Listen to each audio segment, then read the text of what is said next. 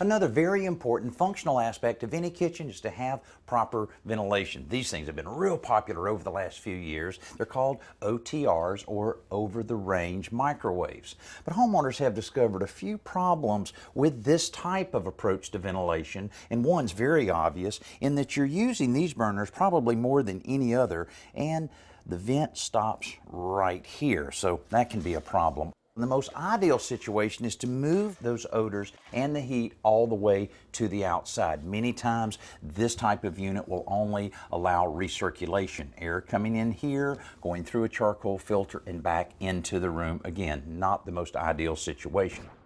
Well, Danny's right. There's a bit of a disadvantage to an over-the-range microwave, but I got to say this, they're very convenient, and of course for space saving you can't beat it. But for the appliance over the range, you really need to consider a range hood. There's so many styles available to choose from, and right away you can see they're much deeper. They're going to cover the entire surface. You can choose models that have the controls underneath. Here on the face, I've seen some that are on top of the model. Of course, easy to clean filters, that's a must now.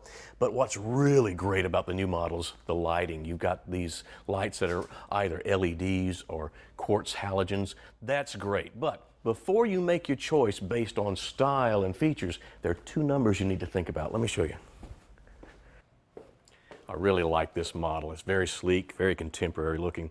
I did mention two numbers though. First of all, it's the Sones number. That's the level of noise. You want this to be very quiet. I mean, when the fan's on, you don't want it to sound like you're at the airport. So the lower the Sones number, the quieter the motor.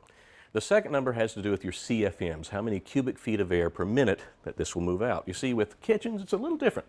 You want the air to exchange in your kitchen a minimum of 15 times per hour.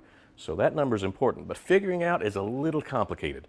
First of all, you need to have the cubic feet of your kitchen. You need to know how many BTUs that your stove gives out, and then you need to know how many feet of duct work it takes to go from here to vent all that to the outside, and you're venting smoke, odor, moisture, and heat.